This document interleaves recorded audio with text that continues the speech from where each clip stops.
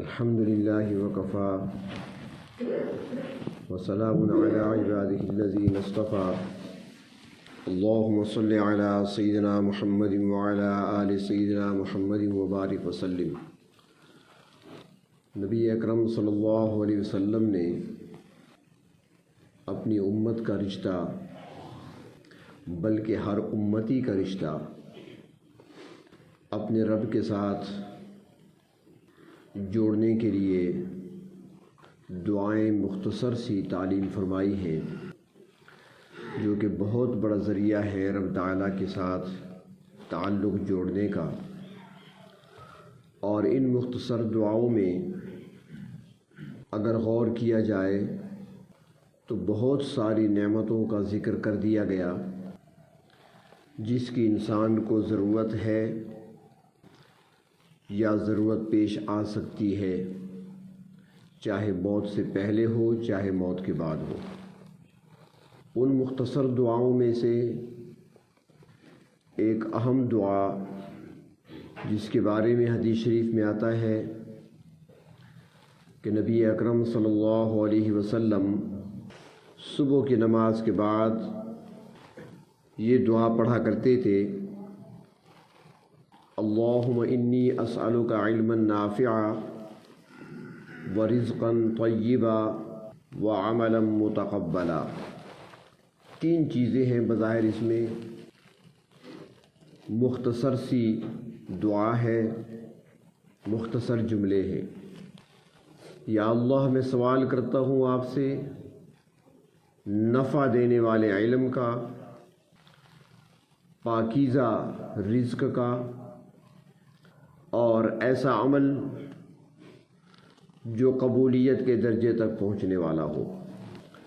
بظاہر تو ایک معمولی سی دعا لگتی ہے، لیکن اس کے اندر کیا کچھ ہے، تو اس سلسلے میں ایک سوموار کی مجلس میں علم نافع سے متعلق کچھ عرض کیا تھا،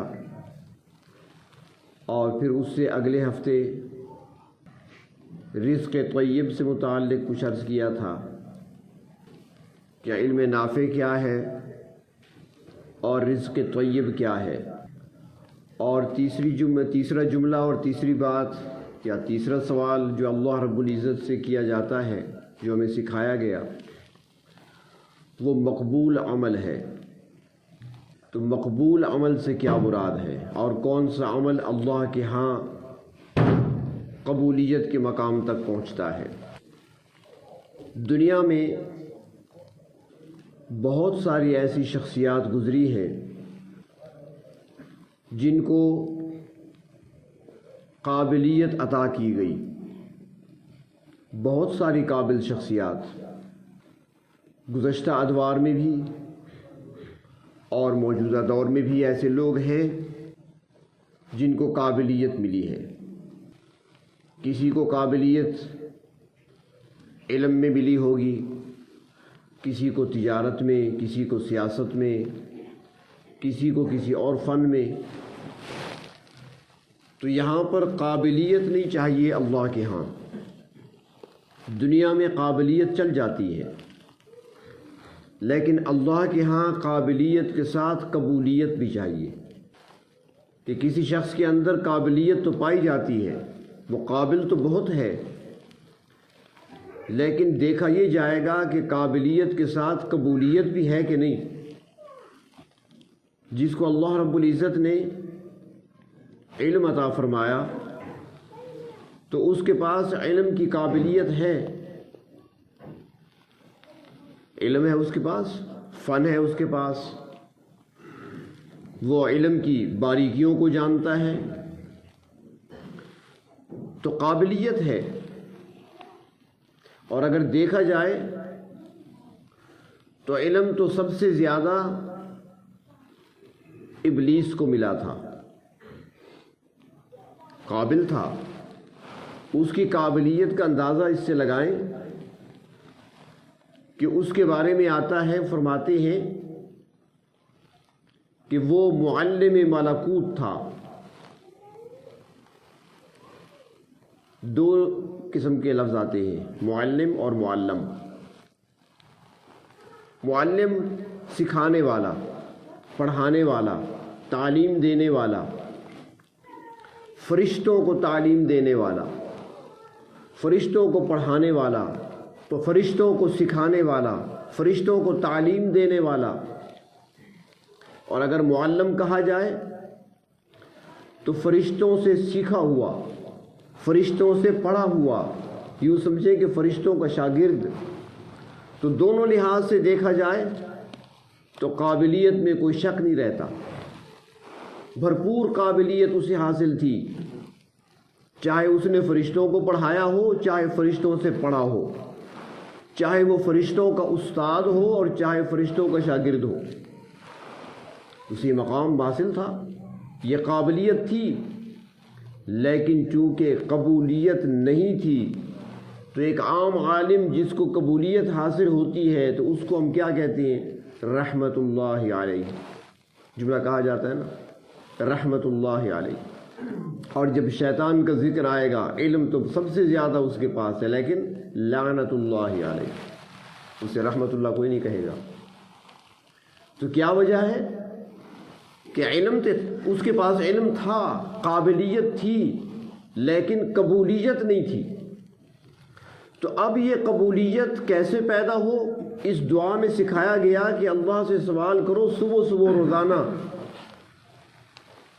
کام پہ جانے سے پہلے، آفس جانے سے پہلے، کاروبار شروع کرنے سے پہلے، نماز کے بعد دعا کر لیا کرو، اللہم انی اسألک علما نافعا ورزقا طیبا وعملا متقبلا۔ اللہ ایسا عمل جو قبولیت بھی پائے، مجھے صرف قابلیت نہیں چاہیے، مجھے قبولیت چاہیے۔ تو اب وہ ایسی قبولیت ہمیں کیسے حاصل ہوگی؟ کس طریقے سے ہم ایسی قبولیت حاصل کر سکتے ہیں کہ ہمارا ہر کام وہ قبولیت کے مقام اور مرتبے تک پہنچے؟ تو اس کے لیے 4 اصولی باتیں یاد رکھیں، 4 باتیں، 4 اصول، اور ان کو ذہن میں رکھیں، بھلائیں نہیں۔ ان 4 اصولوں پر کاربند رہنے سے جو بھی کام ہوگا، عمل ہوگا، وہ اللہ کے ہاں قبولیت کا مقام پائے گا۔ سب سے پہلی چیز اور سب سے پہلا اصول عمل کے اندر اخلاص کا ہونا۔ دوسرا اصول اتباع کا ہونا۔ نبی اکرم صلی اللہ علیہ وسلم نے جس طریقے سے بتایا اس طریقے پہ کرنا۔ تیسرا اصول تواضع کا اختیار کرنا، عاجزی، انکساری۔ اور چوتھا اصول معال، یعنی آخرت کی فکر کرنا، اپنے انجام کی فکر کا ہونا۔ یہ 4 اصول ہیں۔ اگر ان 4 اصولوں پر اور ان 4 اصولوں کو دیکھ کر اور انہی کے مطابق کوئی عمل کیا جائے گا تو پھر وہ عمل اللہ کی بارگاہ میں قبولیت کے مقام تک پہنچے گا۔ اخلاص سب سے پہلی چیز، سب سے پہلا جو اصول ہے وہ اخلاص ہے۔ یعنی کوئی بھی عمل کرتے وقت اللہ کی رضا مقصود ہونی چاہیے، کسی اور کو راضی کرنا مقصود نہ ہو۔ جو بھی کام کر رہے ہیں آپ، جو بھی عمل کر رہے ہیں، چاہے وہ عبادت ہے، چاہے وہ ریاضت ہے، چاہے وہ ذکر ہے، چاہے وہ روزہ ہے، چاہے وہ حج یا عمرہ ہے، چاہے وہ صدقہ یا خیرات ہے، جو بھی عمل ہے آپ کر رہے ہیں اس میں اخلاص چاہیے۔ اور اخلاص کے معنی اللہ کی رضا، اللہ کی خوشنودی، کہ ہم نے پروردگار عالم کو خوش کرنے کے لیے، اپنے رب کو راضی کرنے کے لیے عمل کرنا ہے۔ اس میں کسی اور طرف دھیان بھی نہیں جانا چاہیے، کسی بڑے کی بڑائی کو سامنے نہیں رکھنا، صرف اللہ رب العزت کی رضا کے لیے ہی ہمارا ہر کام ہو۔ اخلاص، اور پھر اخلاص سے جو عمل کیا جاتا ہے اس کے اندر پھر قوت اور تاثیر پیدا ہوتی ہے۔ اور یہی بات نبی کریم صلی اللہ علیہ وسلم نے مثالوں کے ذریعے سے اپنی امت کو سمجھائی اور سکھائی ہے۔ ایک مرتبہ نبی اکرم صلی اللہ علیہ وسلم نے ایک واقعہ بیان فرمایا صحابہ کرام کی خدمت میں، ان کے سامنے، ان کی موجودگی میں۔ فرمایا کہ 3 دوست سفر کر رہے تھے۔ سفر ان کا جنگل میں تھا، لمبا سفر تھا، کہیں جا رہے تھے کسی کام کے سلسلے میں۔ دوران سفر وہ راستے میں تھے، جنگل تھا، آبادی کوئی نہیں تھی وہاں پر، کہ طوفان آ گیا، تیز بارش اور تیز ہوا۔ تو بچنے کے لیے اب کہاں چھپیں؟ تو انہیں پہاڑ میں ایک غار نظر آئی۔ وہ تینوں اس غار میں گھس گئے، چھپ گئے۔ چلو جب طوفان رکے گا، تھمے گا، بارش رکے گی تو ہم چل پڑیں گے آگے۔ اب غار کے اندر وہ چلے گئے تینوں، اور پھر ہوا ایسا کہ طوفان تھا، آندھی بہت تیز تھی، تو غار کے اوپر ایک پتھر تھا، چٹان سا، وہ گرا اور غار کے منہ کو اس نے بند کر دیا۔ اب اتنی بڑی چٹان ہے کہ اس کو یہ تینوں مل کر ہٹا نہیں سکتے۔ آبادی وہاں پر ہے نہیں کہ وہ آواز دیں، کسی کو مدد کے لیے بلائیں یا پکاریں، کون سنے گا، کون مدد کے لیے آئے گا؟ اب آپس میں مشورہ کرتے ہیں کیا کریں، گھر بار پیچھے چھوڑ آئے، بچوں کو چھوڑ آئے، آبادی یہاں سے دور ہے، ہماری آواز سننے والا یہاں پر کوئی نہیں، ہماری پکار کسی کے کانوں تک نہیں پہنچ سکتی، اب کسی کو آواز نہیں سنا سکتے، اس مصیبت سے چھٹکارے کے لیے کسی کی مدد حاصل نہیں کر سکتے، تو کیا کریں؟ اب صورت کیا بنے گی نکلنے کی؟ ورنہ ہم تو مر جائیں گے یہاں پر غار کے اندر بھوکے پیاسے۔ ایک نے کہا کیوں گھبراتے ہو، بستی والے نہیں سنیں گے، ہمارے گھر والے نہیں سن سکتے، آبادی کے لوگ نہیں سن سکیں گے، جنگل ہے یہاں، گزرنے والا اور کوئی مسافر سننے والا نہیں ہے، مگر ایک ذات تو ایسی ہے جو ہر جگہ ہر کسی کی سن رہی ہے، کیوں نہ اپنے رب کو پکاریں، کیوں نہ اس کو سنائیں اپنا دکھڑا۔ کہنے لگے تو اپنے رب کو ہم پکاریں تو کیسے پکاریں؟ ایک نے مشورہ دیا کہ ایسے کرو کہ زندگی ہم نے بڑی گزاری ہے، 40 سال 50 سال جتنا زندگی کا عرصہ ہے ہم گزار چکے ہیں، تو اب زندگی میں بڑے ہم نے کام کیے، کچھ اچھے بھی کیے، کچھ برے بھی کیے، ہم سے غلطیاں بھی ہوئی ہیں، گناہ بھی ہوئی ہیں، کچھ نیکیاں بھی کی ہیں، لیکن آج سوچ لیں کوئی ایسا عمل جو زندگی میں ہم تینوں میں سے جس کسی نے بھی کیا ہو، اپنی زندگی پر نظر دوڑائے، غور کرے، کوئی ایک ایسا عمل جو خالصتاً اللہ کی رضا کے لیے کیا گیا ہو، تو آج اس کے وسیلے سے رب تعالیٰ سے دعا کرے۔ ایک دعا کرے گا، باقی دو آمین کہیں گے۔ تینوں نے اس تجویز کو پسند کیا، ٹھیک ہے، پہلے کون دعا کرے؟ ایک نے ہاتھ اٹھا دیے، اس نے کہا پہلے دعا میں کرتا ہوں، مجھے اپنی زندگی کا ایک عمل یاد آ گیا۔ اس نے دعا کے لیے ہاتھ اٹھائے، اس نے کہا میرے پروردگار، آپ بہتر جانتے ہیں کہ میری زندگی گزری ہے جس حال میں، باقی تو کسی نیکی پر مجھے بھروسہ نہیں، ہاں ایک نیکی ہے میری، اللہ میری ایک رشتہ دار تھی دور کی، جوان لڑکی تھی، میرا اس کے ساتھ تعلق تھا،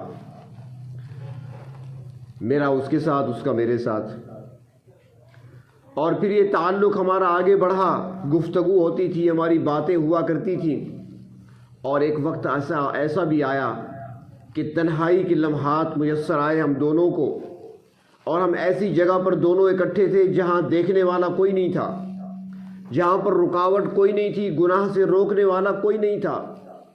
اے پروردگار، ایسے موقع پر جب کوئی دیکھنے والا نہیں تھا، آپ کا خوف میرے دل میں آیا، اور میں نے آپ کی رضا کے لیے، صرف آپ کے ڈر سے میں نے گناہ سے اپنے آپ کو روک لیا۔ اللہ، اگر یہ خالصتاً آپ کے خوف کی وجہ سے تھا، اور آپ کے ڈر کی وجہ سے تھا، اور آپ ہی کے لیے تھا، تو اللہ آج ہم سے یہ مصیبت دور فرما دیجیے۔ تو وہ خالصتاً اللہ کے لیے عمل تھا۔ تو حدیث شریف میں آتا ہے، نبی کریم صلی اللہ علیہ وسلم فرماتے ہیں کہ تھوڑا سا وہ پتھر ہٹ گیا راستے سے، تھوڑا سا وہ چٹان جو آگے آ گئی تھی غار کے دہانے پر، تھوڑی سی چٹان ہل گئی، لیکن ابھی اتنا راستہ نہیں بنا تھا کہ وہ باہر نکل سکے۔ دوسرے نے ہاتھ اٹھائے، اس نے اپنے اعمال پہ نظر کی اور پھر اللہ رب العزت کی بارگاہ میں ہاتھ اٹھائے عرض کرتے ہیں، اے میرے پروردگار، میں گناہ گار شخص ہوں، مجھے اپنے کسی عمل پر بھروسہ نہیں، لیکن اللہ آپ اچھی طرح جانتے ہیں، کیونکہ آپ نے والدین کے ساتھ حسن سلوک کا حکم دیا ہے، والدین سے محبت کرنے کا اللہ آپ نے حکم دیا ہے، تو میں نے اپنی عادت بنا لی تھی، سارا دن میں جنگل میں بکریاں چرایا کرتا تھا، جب شام کو واپس آتا بکریوں کا دودھ نکالتا، والدین انتظار میں ہوا کرتے تھے تو میں سب سے پہلے اپنے والدین کو دودھ پلاتا، جو دودھ بچ جاتا بعد میں اپنی بیوی بچوں کو پلایا کرتا تھا۔ اے میرے پروردگار، ایک دن میں گھر پہنچا، مجھے دیر ہو گئی، تاخیر سے آیا، جب یہاں آیا میں نے بکریوں کا دودھ نکالا، جلدی سے والدین کو دودھ پلانے گیا تو وہ سو چکے تھے، ان کو نیند آ گئی تھی، لیکن اللہ، میں نے ان کو جگانا بھی مناسب نہیں سمجھا کہ آپ نے خود ہی تو فرمایا ہے کہ والدین کے ساتھ حسن سلوک کیا کرو۔ اللہ آپ کی رضا کے لیے میں وہاں سوچ رہا تھا کیا کروں، بچوں کو تو بعد میں پلاؤں گا، جب تک والدین نہیں پی لیتے بچوں کو، بیوی کو نہیں دینا۔ اب میں وہ برتن دودھ کا لے کر کھڑا ہو گیا، اگر جگاتا ہوں ان کی نیند میں خلل آئے گا، اگر میں ان کو آواز دیتا ہوں تو والدین کی نیند خراب ہو جائے گی، تو میں برتن لے کر کھڑا رہا کہ بھوک کی وجہ سے کبھی ان کی آنکھ کھلے گی، جو ہی آنکھ کھلے گی میں دودھ پیش کر دوں گا۔ اللہ، میں آپ کی رضا کے لیے ہی تو کر رہا تھا، اور ساری رات میں نے کھڑے کھڑے گزار دی، میرے والدین کی آنکھ پوری رات نہیں کھلی اور میں پوری رات دودھ کا برتن لیے ان کے سرانے کھڑا رہا۔ اللہ، یہ عمل اگر میں نے آپ کی رضا کے لیے ہی کیا تھا تو اس عمل کی برکت سے آج میں اس مصیبت سے چھٹکارا دے دیجئے۔ تو فرمایا کہ تھوڑی سی چٹان اور بھی ہٹ گئی۔ فرمایا کہ اس کے بعد وہ تیسرا ساتھی جو باقی بچا تھا، اس نے دعا کے لیے ہاتھ اٹھائے اور اس نے اللہ رب العزت کی بارگاہ میں عرض کیا، پروردگار، مجھے آپ نے مال بھی دیا تھا، مجھے آپ نے جائیداد بھی عطا فرمائی تھی، ایک مرتبہ میرے گھر میں کچھ مرمت کا کام تھا، میں نے کچھ مزدوروں کو بلوایا جو آ کر میرے گھر میں کام کریں، وہ مزدور مزدوری کرتے رہے، کام کرتے رہے، جب شام کا وقت ہوا وہ جانے لگے، میں نے سارے مزدوروں کو اپنی مزدوری دے دی۔ ایک مزدور ایسا بھی تھا جس نے پورا دن کام تو کیا تھا لیکن مزدوری لیے بغیر وہ چلا گیا۔ اللہ، میں دیکھتا رہا، آئے گا، آج چلا گیا، کوئی کام ہوگا، صبح آئے گا، وہ صبح نہیں آیا، شام نہیں آیا، دن پہ دن گزرتے رہے، اس کی مزدوری کی رقم میں نے امانت سمجھ کر اپنے پاس رکھ لی۔ اللہ، یہ آپ کا خوف ہی تھا میرے دل کے اندر، یہ آپ کی رضا کے لیے میں کر رہا تھا، ورنہ اس کی وہ رقم میں کھا بھی سکتا تھا، استعمال میں لا سکتا تھا، لیکن اللہ، مجھے آپ کا خوف تھا اور آپ کی عظمت اور بڑائی کی وجہ سے اللہ، آپ کو خوش کرنے اور آپ کی رضا کو حاصل کرنے کے لیے میں نے وہ رقم علیحدہ رکھی۔ جب کئی دنوں تک وہ نہیں آیا تو میں نے اس مزدور کی رقم سے ایک بکری خرید لی، اور وہ بکری میرے ریوڑ کے ساتھ چرتی رہی، چلتی پھرتی رہی، یہاں تک کہ اس نے بچہ دے دیا۔ اس کے بعد پھر اس میں برکت پڑی، بکریاں بڑھتی گئیں، ریوڑ بن گیا۔ پھر میں نے ان میں سے ایک گائے خرید لی، وہ بڑھنے لگیں۔ اس کے بعد پھر میں نے ان میں سے ایک اونٹ خرید لیا، وہ بڑھنے لگا۔ عرصہ گزر گیا، ایک دن ایک شخص میرے پاس آیا اور اس نے آ کر کہا کہ آپ کو یاد شاید ہو یا نہ ہو، ایک عرصہ پہلے میں نے آپ کے پاس پورا دن مزدوری کی تھی اور مزدوری کی رقم لیے بغیر میں چلا گیا تھا، اب مجھے ضرورت ہے، میں آیا ہوں، مجھے میری مزدوری دے دیجئے۔ تو کہنے لگا، اے پروردگار، میں نے اس سے کہا، یہ بکریوں کا ریوڑ بھی تیرا ہے، یہ گایوں کا ریوڑ بھی تیرا ہے، یہ اونٹوں کا ریوڑ بھی تیرا ہے۔ وہ کہنے لگا، یہ میرا کہاں سے آیا؟ تو میں نے کہا، تیری رقم کو میں نے تجارت میں لگایا تھا، یہ اس کی برکت ہے، مال تیرا بڑھتا رہا، یہ سارا تیرا ہے، آج لے جا۔ اے میرے اللہ، اگر میں نے سب کچھ آپ کی رضا کے لیے کیا تھا تو آج اس عمل کی برکت سے ہماری مصیبت کو دور کر دیجیے۔ فرمایا حدیث شریف میں کہ چٹان ہٹ گئی اور تینوں غار سے باہر نکل آئے۔ تو عمل کے اندر اگر اخلاص پایا جائے تو پھر اس عمل کے اندر وزن پایا جاتا ہے، وہ عمل وزنی بن جاتا ہے۔ تو عمل کے قبول ہونے کے لیے سب سے پہلی چیز اور پہلا اصول وہ اخلاص کا ہونا ہے، اس میں ریا شامل نہ ہو، کوئی اور مقصد کوئی اور غرض شامل نہیں ہونی چاہیے۔ بلکہ دنیا میں ایسے ہیں، مثلاً کوئی بندہ ہو، مثال کے طور پر میرا کوئی استاد ہے، اگر میں اپنے استاد کے پاس ملنے کے لیے جاتا ہوں، ہفتے میں جاتا ہوں، تیسرے دن جاتا ہوں، ملنے کے لیے چلا جاتا ہوں، تو مجھ سے خوش ہوتی ہیں، میرا شاگرد ہے، میرے پاس آ رہا ہے، میری خیریت پوچھنے آتا ہے۔ اب اگر میں ملنے تو جاتا ہوں اپنے استاد محترم کو یا اپنے شیخ کو ملنے جا رہا ہوں، لیکن اس میں کچھ غرض اور بھی ہے، جاتا اس نیت سے ہوں کہ وہاں جاؤں گا مجھے کچھ رقم مل جائے گی، وہاں جاؤں گا تو میں جا کر کچھ کھا پی لوں گا، وہاں پر مجھے کوئی اور فائدہ ہوگا، جس طرح ہمارے یہاں ہوتے ہیں آج کل، جا کر دعا کرا لیں گے، جا کر کوئی وظیفہ پوچھ لیں گے، اللہ کی رضا مقصود نہیں ہوتی، تو پھر وہ جس کام کے لیے آتے ہیں بس وہی کام ان کا ہوتا ہے، باقی وہ فائدہ پورا حاصل نہیں ہوتا۔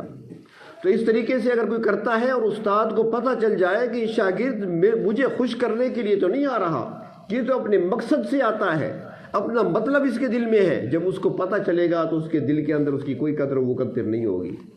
تو اللہ تبارک و تعالیٰ بھی دیکھتے ہیں کہ بندہ میری رضا کے لیے کر رہا ہے یا کوئی مقصد اس نے لیا ہوا ہے، جب کوئی اور مقصد ہوگا تو پھر وہ فائدہ حاصل نہیں ہوگا۔ تو اس لیے عمل کے اندر پہلی چیز اخلاص کا پیدا کرنا، دوسری چیز اتباع۔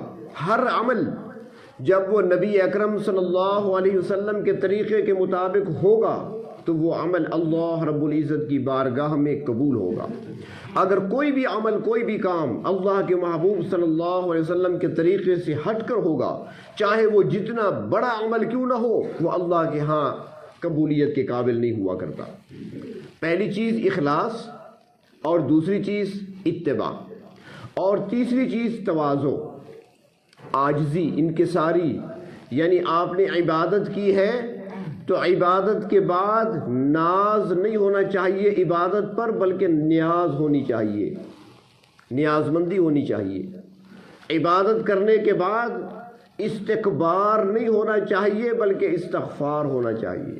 استکبار کے معنی تکبر، بڑائی نہیں ہونی چاہیے، تکبر نہیں ہونا چاہیے، میں نے تو عبادت کر لی، باقی نماز نہیں پڑھی، میں نے نماز پڑھ لی، نہیں۔ اللہ تبارک و تعالیٰ کو عاجزی پسند ہے، اللہ تعالیٰ کو تواضع پسند ہے۔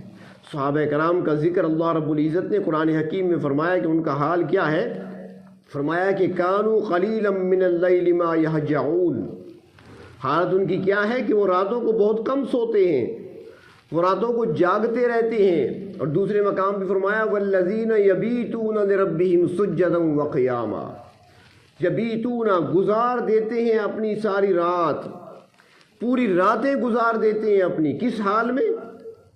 نوٹ گنتے ہوئے نہیں، ہاں یوٹیوب پہ نہیں، فیس بک پہ نہیں، یبیتون، ہاں ہمارے بھی تو فرشتے لکھ رہے ہوں گے، اللہ یہ بھی تیرے محبوب کے امتی ہیں، یبیتون راتیں گزارتے ہیں، کس چیز پر؟ یوٹیوب پر۔ جب جمعے کے رات ہمارے اعمال ہمارے محبوب ہمارے آقا صلی اللہ علیہ وسلم کی خدمت میں پیش کیے جائیں گے اور ہمارے پورے ہفتے کی راتوں کے احوال یوٹیوب اور فیس بک ہوگا، تو بتائیں کیا منہ دکھائیں گے روز قیامت؟ اللہ کے محبوب کو کیا منہ دکھائیں گے اللہ ہم راتوں کو کیا کرتے رہے؟ آپ کی تعلیمات کیا تھیں؟ آپ نے صحابہ کی تربیت کیسی کی تھی؟ ان کی راتیں کیسے گزرتی تھی اور ہماری راتیں کیسے گزرتی؟ وہ کس حال میں رات گزارتے تھے، ہم راتیں کیسے گزارتے ہیں؟ فرمایا کہ والذین یبیتون لربہم سجدا وقیاما، ان کی راتیں گزر جاتی ہیں سجدوں میں اور قیام کی حالت میں، کبھی کھڑے ہیں تلاوت کر رہے ہیں تو کبھی رکوع میں ہیں اور کبھی سجدے میں ہیں، راتیں گزرتی ہیں۔ لیکن تواضع کا عالم یہ ہے کہ رات پوری گزار دیتے ہیں عبادت میں، اور آگے بھی فرمایا وبالاسحار هم یستغفرون، اور پھر جب رات گزرنے والی ہوتی ہے نا، سحری کا وقت ہوتا ہے آخری ٹائم، تو پھر اس وقت استغفار کرنے بیٹھ جاتے ہیں، رونے بیٹھ جاتے ہیں۔ اللہ سجدے تو کر لیے پر اللہ آپ کی شان کے مطابق سجدہ نہیں کر سکے، اللہ ہمارے رکوع کہاں، آپ کی شان کے مطابق ہم رکوع نہیں کر سکے، اللہ آپ کی شان بہت بلند ہے۔ عبادت کرنے کے بعد روتے ہیں، ہم تو گناہ کرنے پر نہیں روتے، ہم تو اللہ کی نافرمانی کرنے پر بھی نہیں روتے، وہ نیکیاں کر کے روتے ہیں۔ ساری رات عبادت میں گزاری ہے، دیکھنے والا بھی کوئی نہیں، تنہائی میں کھڑے ہیں، رب کی رضا کے لیے کھڑے ہیں، استغفار کر رہے ہیں، اللہ معاف کر دے۔ تو اللہ تبارک و تعالیٰ کو تواضع پسند ہے، عاجزی انکساری پسند ہے، تکبر اللہ کو پسند نہیں۔ شیطان بہت بڑا عابد تھا، بڑی عبادت کی اس نے، ہزاروں سال کی عبادت، ریاضت، مشقت، محنت، عبادت، مگر تکبر کیا تھا، اللہ کو پسند نہیں آیا، راندہ درگاہ ٹھہرا۔ اللہ تعالیٰ خود فرماتی ہیں کہ الکبر ردائی، تکبر تو میری چادر ہے، جو میری چادر پہ ہاتھ ڈالنے کی کوشش کرتا ہے پھر اسے توڑ کے رکھ دیتا ہوں۔ تکبر اللہ کو زیبا ہے، ہم تو محتاج ہیں۔ ان اللہ کیسے ہے وہ کہ اللہ تبارک و تعالیٰ تو غنی ذات ہے، وَأَنْتُمُ الْفُقَرَاء، تم سارے فقیر ہو، ہم تو منگتے ہیں، سوالی ہیں، ہمارے پاس کچھ نہیں۔ هو الغنی، وہ ذات ہی غنی ذات ہے، بے پرواہ ذات ہے۔ قاسم العلوم والخیرات، حضرت مولانا قاسم نانوتوی رحمۃ اللہ علیہ، وہ فرماتے ہیں کہ اس چیز کی اور اس تحفے کی بڑی قدر ہوتی ہے کہ جس کو دیا جائے اور اس کے پاس وہ موجود نہ ہو۔ اگر اس کے پاس پہلے سے وہ چیز موجود ہے تو پھر قدر نہیں ہوگی، اگر اس کے پاس نہیں ہے اور وہ تحفہ آپ لے جاتے ہیں تو اس کی بڑی قدر ہوگی۔ اگر ایک دکاندار ہے، اس کی کپڑے کی دکان ہے، اور کپڑے کے دکاندار کے پاس آپ تحفہ ایک سوٹ کپڑا لے جائیں تو کیا خیال ہے، قدر ہوگی اس کی؟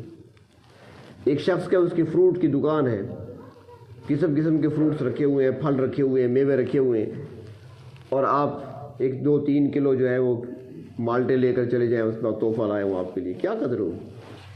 ایک قصاب کے پاس آپ جائیں 2 کلو گوشت کا تحفہ لے کر، کوئی قدر نہیں ہوگی۔ جس کے پاس جو چیز نہ ہو اور وہ اس کو آپ تحفہ دیں، اس کی قدر ہوتی ہے، دنیا میں بھی۔ اور اللہ کے خزانے میں کوئی کمی ہے؟ اللہ کے خزانے میں تو کوئی کمی نہیں، ساری چیزیں ہیں ہی تو اللہ کی، لیکن یاد رکھیں ایک چیز ایسی ہے جو اللہ کے ہاں نہیں۔ ہر چیز اللہ کی ہے اور اللہ کے پاس اور اللہ کے خزانوں میں ہے، سب کچھ ہے اللہ کے پاس، لیکن اللہ کے پاس بڑائی ہے، اللہ کے پاس عظمت ہے، اللہ کے پاس تکبر ہے، اللہ کے پاس عاجزی نہیں ہے۔ اس لیے اللہ کو عاجزی پسند ہے، یہ وہ تحفہ ہے جو اس کے پاس نہیں ہے۔ اللہ تعالیٰ عاجزی سے پاک ہے، وہ تو عاجز نہیں ہے، وہ تو بڑائی والا ہے، عظمت والا ہے، شان والی ذات ہے، وہاں پر عاجزی کہاں ہے، وہاں پر تواضع کہاں ہے؟ تو جب بندے تواضع لے کر جاتے ہیں تو یہ تحفہ جو ہوتا ہے اللہ کو بڑا پسند ہے، اور تواضع کے ساتھ کیا ہوا عمل اللہ رب العزت کی بارگاہ میں شرف قبولیت پاتا ہے۔ اور چوتھا اصول وہ آخرت کی فکر ہے کہ انسان اعمال بھی کرے اور ڈرے بھی سے، کہ روز قیامت قرآن حکیم میں آتا ہے کہ پہاڑوں جیسی نیکیاں لوگ لے کر آئیں گے لیکن اڑ جائیں گے تنکوں کی طرح، اڑا دی جائیں گی، سب کچھ ضائع ہو جائے گا، کچھ بھی نہیں بچے گا ان کے پاس، خالی ہاتھ کھڑے ہوں گے وہاں پر۔ کچھ تو ایسے ہوں گے کہ وہ لوگ لے جائیں گے۔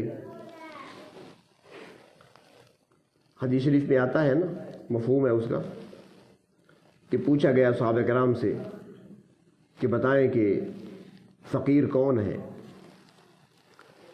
تو عرض کیا یا رسول اللہ صلی اللہ علیہ وسلم، جس کے پاس مال نہ ہو، جس کے پاس جائیداد نہ ہو، جس کے پاس رہنے کو مکان نہ ہو، جس کے پاس پہننے کو لباس نہ ہو، اسے فقیر کہتے ہیں۔ فرمایا نہیں، حقیقی فقیر وہ ہے جو قیامت کے دن آئے گا، بہت ساری نیکیاں لے کر آئے گا، بہت ساری نیکیاں، پہاڑوں جیسی نیکیاں لے کر آئے گا، اور جب وہاں پہنچے گا تو مطالبہ کرنے والے آ جائیں گے۔ کوئی کہے گا مجھے اس نے گالی دی تھی، کوئی کہے گا اس نے مجھے تھپڑ لگایا تھا، کوئی کہے گا اس نے میرا فلاں چیز مجھ سے چرا لی تھی، اٹھا لی تھی۔ تو وہاں پر دینے کے لیے تو نیکیاں ہی ہوں گی، وہاں کی کرنسی تو یہی ہے، تو اس کی نیکیوں میں سے کاٹ کاٹ کر ان لوگوں کو دی جاتی رہیں گی، دی جاتی رہیں گی، یہاں تک کہ اس کے پاس ایک بھی نیکی نہیں بچے گی۔ لینے والے باقی ہوں گے تو پھر ان کے گناہ اٹھا اٹھا کر اس کے سر پہ ڈالے رہیں گے۔ فرمایا کہ حقیقی مفلس اور حقیقی فقیر وہ ہے جو پہاڑوں جتنی نیکیاں لے کر آیا تھا اور اس کے بعد اس کے پاس ایک بھی نیکی نہیں بچی۔ وہ حقیقی مفلس ہوگا، حقیقی فقیر ہوگا۔ تو اس لیے آخرت کی فکر کہ انجام کیا ہوگا، اپنے انجام سے کوئی واقف نہیں۔ ہمارے حضرت رحمۃ اللہ علیہ، حضرت اقدس حضرت مولانا حافظ غلام رسول صاحب مہروی رحمۃ اللہ علیہ فرمایا کرتے تھے، اکثر یہ واقعہ ہمیں سنایا کرتے تھے۔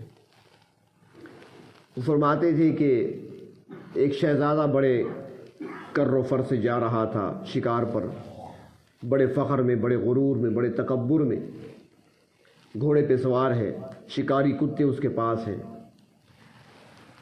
اور شکاری کتوں کو تو ویسے بھی صاف رکھا جاتا ہے، جو لوگ شکار کھیلتے ہیں کتوں کو غسل بھی دیتے ہیں، ان کو صاف ستھرا رکھتے ہیں۔ اور پھر وہ شہزادے کے کتے تھے تو یقیناً سفید رنگ کا کتا، سفید بال اس کے۔ ایک اللہ کے نیک بندے، اللہ کے ولی وہاں سے گزر رہے تھے، سفید ریش، یقیناً وہ غریب بندے تھے، فقیر سے آدمی تھے۔ شہزادی کی نظر پڑ گئی، شہزادے نے کہا کہ بابا جی کو میرے پاس لاؤ، قریب لاؤ میرے۔ بابا جی کو بلایا گیا۔ شہزادے نے بڑے فخر سے اس بوڑھے کی طرف دیکھ کر کہا کہ بابا جی تیری داڑھی کے بال اچھے ہیں یا میرے کتے کے بال؟ بابا جی نے سر جھکا دیا، کہنے لگے شہزادے میاں اس کا جواب میرے پاس نہیں ہے اس وقت۔ اس نے کہا کیوں؟ جواب دیجئے نا۔ اس نے کہا جواب میں ضرور دوں گا لیکن اب نہیں، وقت آنے پر۔ چلے گئے، وقت گزرتا رہا، اس اللہ کے نیک بندے کا آخری وقت آیا۔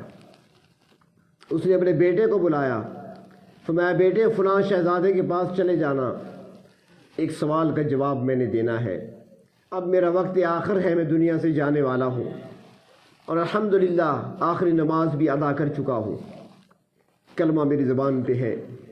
جا کر شہزادے سے کہہ دینا کہ میں نے تیرے سوال کا جواب نہیں دیا تھا اس لیے کہ مجھے اپنے خاتمے کا پتہ نہیں تھا کہ میرا خاتمہ کیسے ہوگا۔ آج الحمدللہ میرا خاتمہ ایمان پہ ہو رہا ہے، ایمان کی دولت بچا کر لے جا رہا ہوں، کلمہ توحید پڑھتے ہوئے جا رہا ہوں، اس لیے آج میرے داڑھی کے بال تجھ سے بھی افضل ہیں، تیرے کتے سے بھی افضل ہیں، اور خدا نہ خواستہ اگر میرا خاتمہ ایمان پہ نہ ہوتا تو پھر تیرا کتا بھی مجھ سے افضل تھا اور تو بھی مجھ سے افضل تھا۔ تو اصل چیز خاتمہ ہے، انجام ہے، تو انجام کی فکر میں لگے رہنا۔ عمل بھی انسان کرے، عمل میں تکبر نہ ہو، ریاکاری نہ ہو، اخلاص پایا جائے، تواضع پائی جائے، اتباع پائی جائے سنت کی، اور ساتھ فخر بھی ہو اللہ تبارک و تعالیٰ میرے اعمال کو شرف قبولیت سے بھی پتہ نہیں نوازتے ہیں کہ نہیں۔ اس لیے ہمارے اکابرین تو رویا کرتے تھے، ہر عمل پر رویا کرتے تھے۔ نماز پڑھی ہے تو اس کے بعد بھی اللہ تبارک و تعالیٰ سے بندہ مانگے، یہ سکھایا کیوں گیا ہمیں کہ سلام پھرو تو فوراً کہو استغفر اللہ استغفر اللہ۔ گناہ تو نہیں کیا ہم نے، نماز پڑھی ہے نا، باوضو ہو کر مسجد میں سجدے کیے ہیں، رکوع کیا، قیام کیا، تلاوت کی ہے، اس کے بعد استغفر اللہ استغفر اللہ۔ کیوں بھائی؟ اللہ جس طرح آپ کی شان کے لائق سجدہ تھا وہ ہم نہیں کر سکے، جو آپ کی شان کے لائق رکوع تھا ہم نہیں کر سکے۔ اللہ آپ کی شان بہت بلند ہے، آپ نے حکم دیا نماز پڑھنے کا، ہم نماز کا حق ادا نہیں کر سکے، اسی پر استغفار ہے، اسی پر معافی مانگی جا رہی ہے، استغفار پڑھا جا رہا ہے، استغفر اللہ کہا جا رہا ہے۔ اس طرح آپ کسی کو دے رہے ہیں، فقیر آ گیا مانگنے کے لیے، کوئی سوالی آ گیا مانگنے کے لیے، تو وہاں پر فخر نہیں ہونا چاہیے بلکہ سر جھکا ہونا چاہیے۔ اللہ آپ کا شکر ہے، آج مجھے لینے والا نہیں بنایا، مجھے دینے والا بنا دیا۔ اللہ آپ کی ذات اس بات پہ قادر ہے، آپ تونگر کو در در کا بھکاری بنا سکتے ہیں۔ اللہ مجھے بھی اگر آپ بنانا چاہتے تو آج میں بھی لوگوں کے سامنے ہاتھ پھیلائے ہوتا۔ اللہ آپ نے مجھے عطا کیا، نوازا ہے، اور میرے پاس اپنا کچھ نہیں، آپ کے دیے ہوئے میں سے جو آپ نے دیا ہے اسی میں سے میں کچھ دے رہا ہوں۔ اللہ اپنی بارگاہ میں قبول فرما لے۔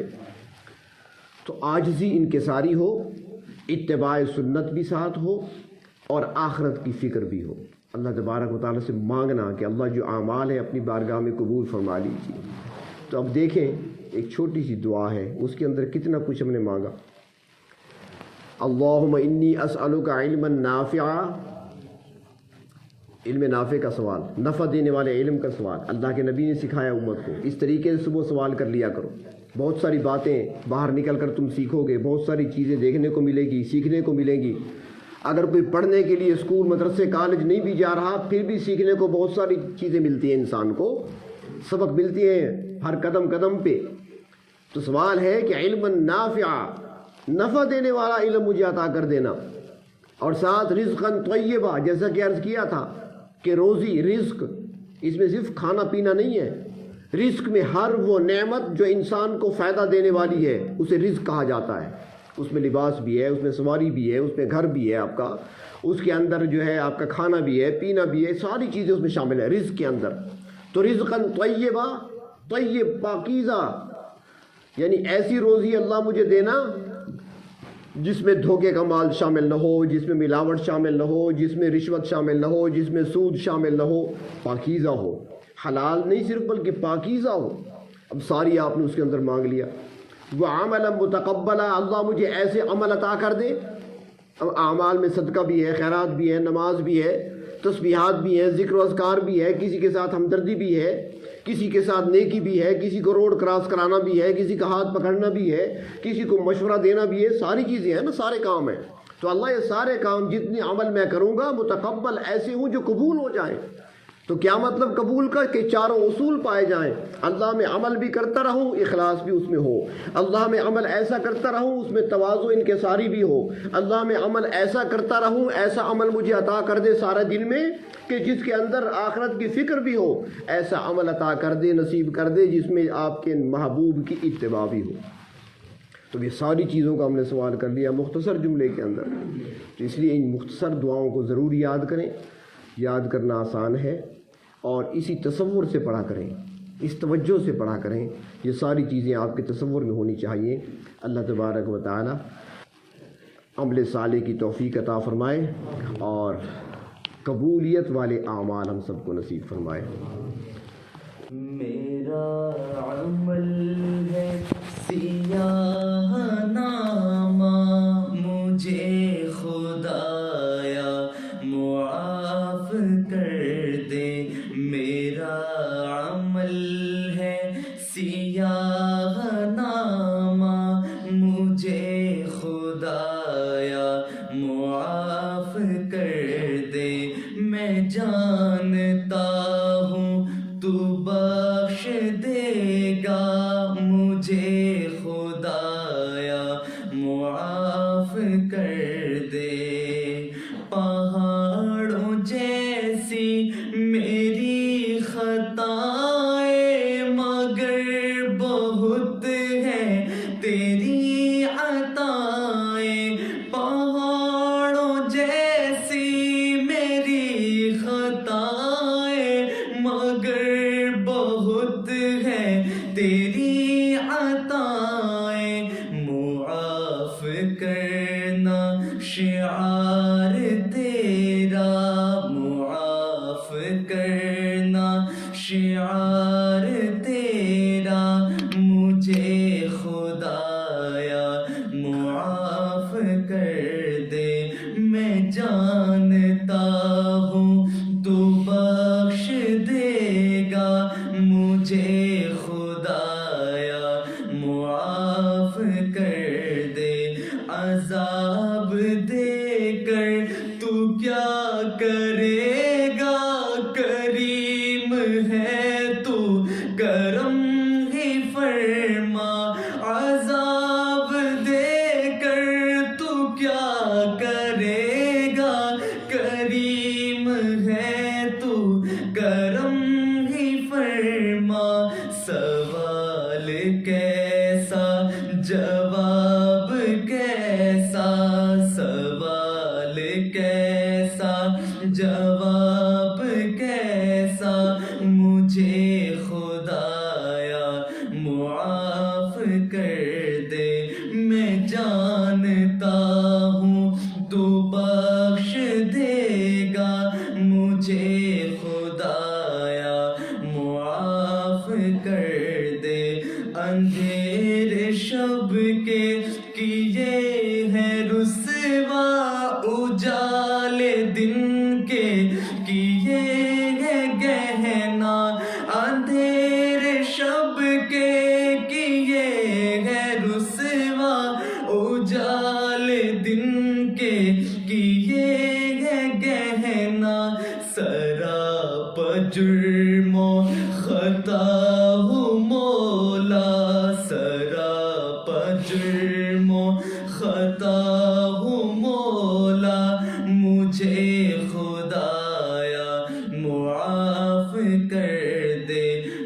جان